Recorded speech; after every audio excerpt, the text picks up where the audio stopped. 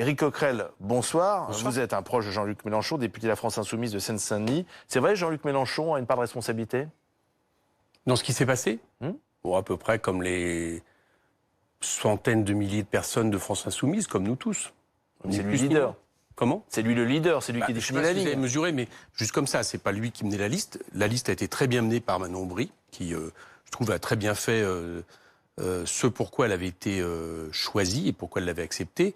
Il n'est pas non plus le responsable de France Insoumise, et il est le président du groupe. Et je trouve que lui imputer comme ça des responsabilités, lui qui a amené le seul, notre mouvement, à un moment donné, à plus de 19% des voix, qui expliquerait pourquoi on est autant chuté à ces élections européennes, c'est quelque chose de réducteur et, à mon avis, qui nous fait passer à côté des questions, certainement, qui sont devant nous. Dans cette tribune, vous l'avez lu la tribune? Oui, bien sûr. Ce Big Bang de gauche, ce que disent Clémentine Autain et les autres, c'est qu'il est temps de se parler, de s'écouter à gauche, peut-être de se rassembler. Il est temps aussi peut-être de sortir de l'état d'esprit un peu polémique et clivant que pouvait incarner Jean-Luc Mélenchon, de sortir finalement des critiques permanentes et de proposer des choses peut-être plus positives. Est-ce que ça, vous êtes d'accord avec ça ou est-ce que ça n'a rien à voir? Moi, je dis en toute amitié à Clémentine et en toute camaraderie sincère en plus, c'est que depuis dimanche dernier, le moins qu'on puisse dire dans critique permanente et côté clivage, elle y va fort, quoi. Bon, y compris un peu en externe du mouvement. C'est un peu ce que je lui reproche, je vais y venir. Le 13 février 2014, Clémentine faisait une tribune dans Regard. Le journal Regard, elle appelait déjà un Big Bang. Vous voyez, c'est pas nouveau. Depuis, qu'est-ce qui s'est passé? France Insoumise est née. On a fait 19% des voix.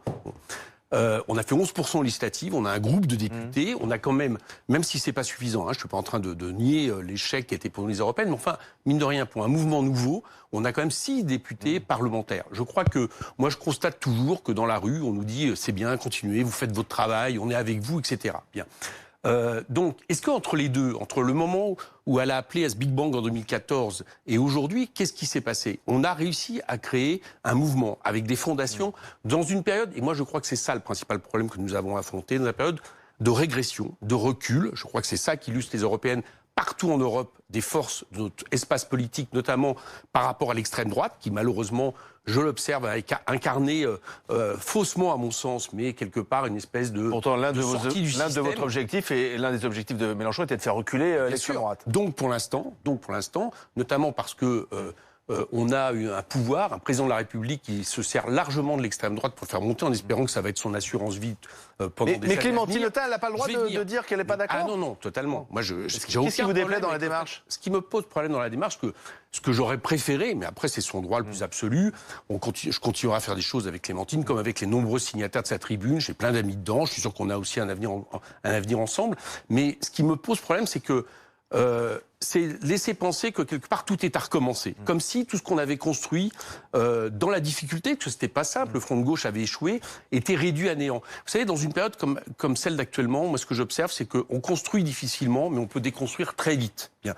Et tous ceux qui, quelque part, donc sa démarche n'est pas éventuellement positive, à l'éclatement, qui peuvent participer à affaiblir, qui, au lieu, quelque part, de poser les questions qui sont légitimes, qu'elle peut poser, notamment, par exemple, elle propose une fédération populaire. C'est exactement ce qu'on a mis sur la table avec Jean-Luc Mélenchon il y a quelques semaines. Mais pour l'instant, ça elle propose, elle dit, il manque de coordination permanente. C'est exactement ce qu'on dit.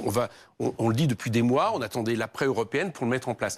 Mais pourquoi ne pas attendre ensemble le 23 juin, où nous avons une assemblée représentative de France Insoumise pour essayer justement de faire avancer les choses. Donc il faut linger, il faut laver son linge échoué. sale en famille, et pas publiquement. Non, on peut le faire publiquement, mais là, ce qui me pose...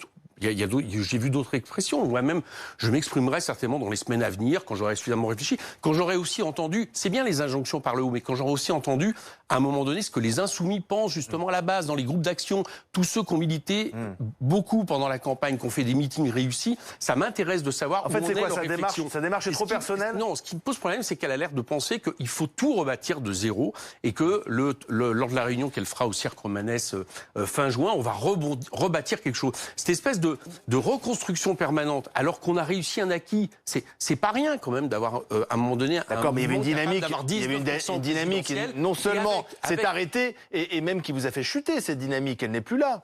Moi, je pense qu'on est très franchement, c'est une chute de tension. Je pense oui, je pense qu'on a une élection européenne qui nous a jamais souri à notre espace politique. Ce n'est qu'un accident. C'est ce que je crois. Maintenant, un accident, on peut en mourir si on ne prend pas des bonnes décisions, si on ne fait pas les correctifs nécessaires. Mais faisons-les ensemble. Ne laissons pas... Franchement, c'est un bien précieux d'avoir un mouvement qui réunit à peu près 60 Donc elle risque de diviser des élus. Mais est-ce qu'on peut avoir une critique du fonctionnement de la France insoumise? Vous avez bien entendu ce que je vous dis.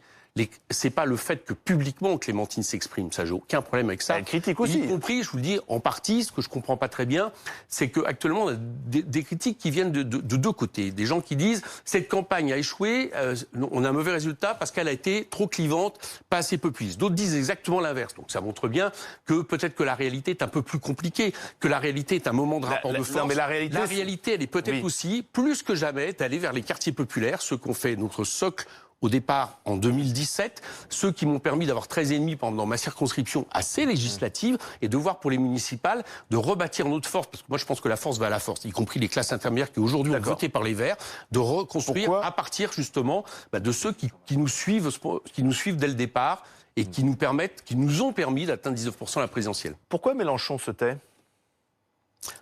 Parce que Jean-Luc, c'est quelqu'un qui, dans son histoire, choisit justement d'abord d'écouter peut-être ce qui se passe. On a plein de réunions en ce moment. On n'en fait pas état, mais on avait encore une réunion de groupe. Bon. Et puis aussi parce qu'il aime bien...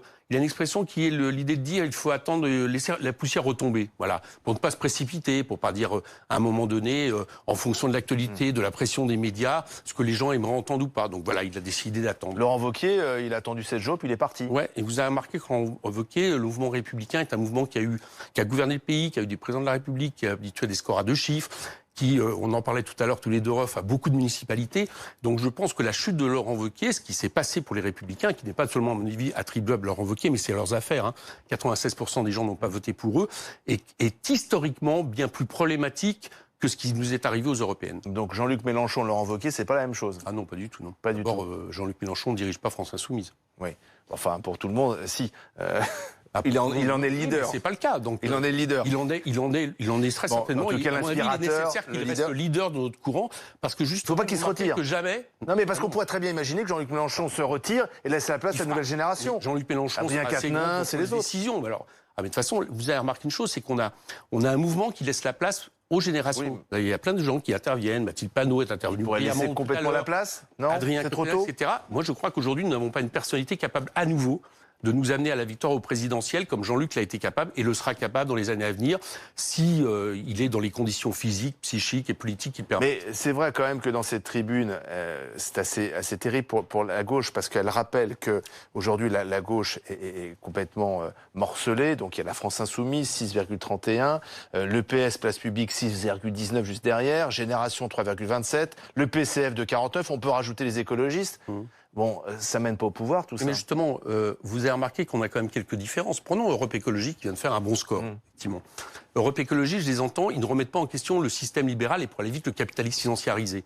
Pour nous, c'est fondamental. La question de l'écologie ne pourra pas se résoudre dans la question du tout marché. Bon, ça, c'est une différence qui fait que c'est difficile, a priori, d'envisager des programmes de gouvernement ensemble. Peut-être qu'ils évolueront, mais pour l'instant, c'est comme ça. Nous, on dit, partons du projet.